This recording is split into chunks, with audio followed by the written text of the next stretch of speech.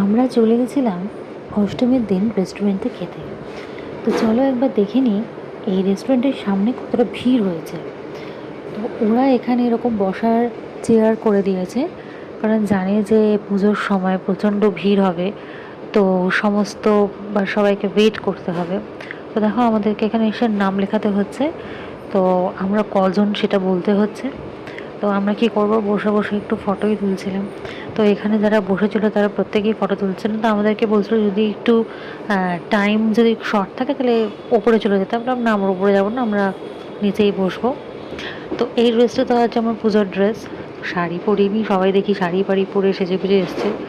তো আর কি সাজবো, ইচ্ছা করছিল না, তো ওই জন্য নর্মাল একটা সাদা পরে আমি চলে এসেছি।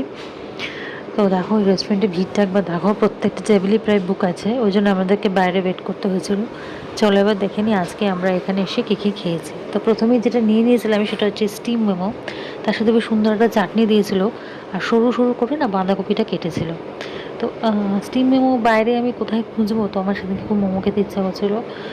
তো সমস্ত প্রায় দোকানগুলোই ভিড় ছিল, এবং এবার যে কোনো দোকানে বাইরে দাঁড়িয়ে দাঁড়িয়ে গরমের মধ্যে খেতে হতো। তো আমি চেয়েছিলাম একটা বেশ সুন্দর এসি হবে, সেখানে বসে বসে অ্যাটলিস্ট খেতে পারবো। তো তার সাথে আমি নিয়ে নিয়েছিলাম এরকম এই ফিশ ফিঙ্গার, সাথে সব মেয়োনিজ দিয়েছিল। তো বেশ খেতে ভালো ছিল। আজকের ভিডিও এই পর্যন্ত, দেখা হচ্ছে তোমাদের সাথে নতুন কোনো ভিডিও নিয়ে।